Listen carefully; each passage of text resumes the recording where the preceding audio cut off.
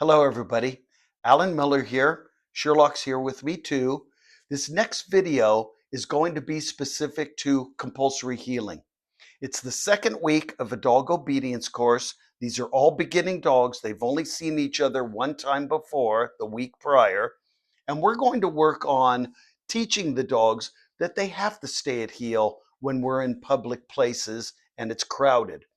The previous week, we worked on operant conditioning, which is just basically guiding the dog into positions so the dog understands words. Now we're putting it into practice so the dogs have to work around each other, whether they want to or not. And it's important that you become the parent, not the roommate. So I'm showing them that if they use a collar that sits up high or maybe a head harness, they're going to have a lot more influence when they use the leash to interrupt bad behavior. We can't put a dog on timeout. We can't take away privileges. So I'm teaching them that as we walk around in a group, if they can keep the dog next to them using the leash and the collar properly, they can start having a more disciplined dog out in public. And that's the whole idea. What you're watching me do right now is to introduce people to reinforcing that the dog has to do it once we have taught the dog how to do it. So we need a group setting for this, or we need an environment where there's lots of distractions, because you're not going to avoid that when you take your dog places. So what you're seeing is I'm instructing them to use the leash only if the dog comes out of position and only if the dog starts reacting badly to other dogs.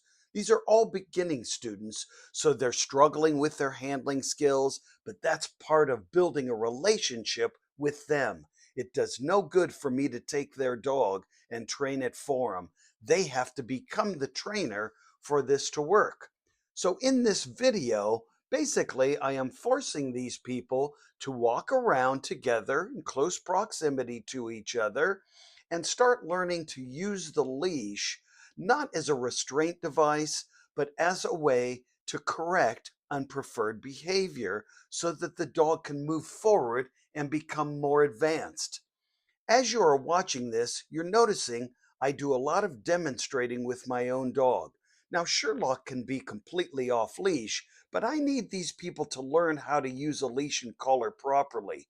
When they make about turns, when they stop and make the dog sit, when they are teaching the dog how to be in a public environment without being out of control.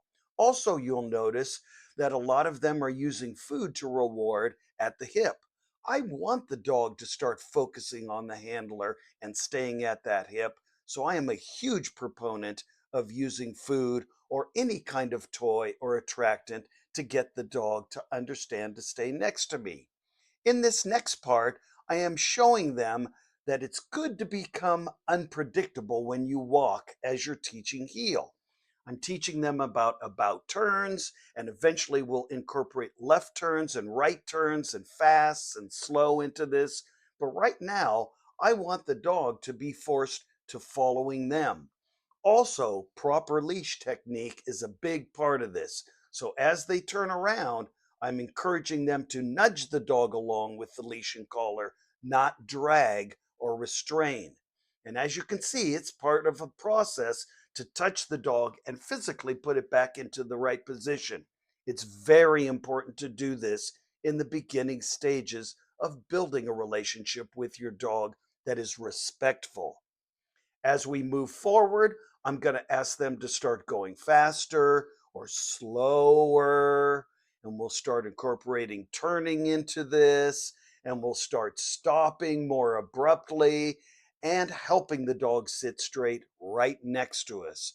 But all of this progresses slowly, as you see, and the main part of what you're looking at is we are getting these dogs that do not know each other to be under control with each other in this group setting. And I'm also working on getting them to be very calm as they do it. I don't need them to get overexcited, which causes the dog to become more out of control. You're watching me reinforce good collar corrections, not abusive, but startling to the dog so the dog learns to anticipate I could turn at any time. To correct your dog properly, it is a nudging or a tapping motion. It is not abusive, and to not do it would make your dog a lot more frisky when you take it out in public. So these exercises are very important, and to not correct would be a big failure. And you're not going to take your dog out in public if it's going to embarrass you. Also, you'll notice that as we turn around, what you can't hear is that they're talking to the dog a lot. I'm encouraging them to tell the dog good or bad in a timely fashion and to use visual references like tapping on their hip before they feed and using their normal tone of voice. You should only use your real loud voice in an emergency. But if you always train with a loud voice, then you can count on the dog ignoring that later on. So you see people using the leash. This is a proper way to correct bad behavior in this context where we are teaching you stay next to me no matter where we go or what we encounter. This would not be done for your total walk. This would only be done for a small percentage of it.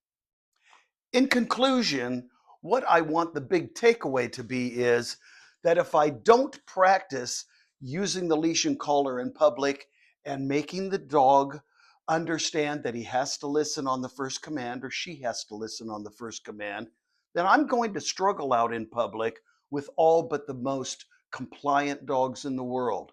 And most of you have challenges, so I'm just trying to produce a video that helps the majority of you understand it's okay to correct your dog, but you have to do it properly for them to understand it.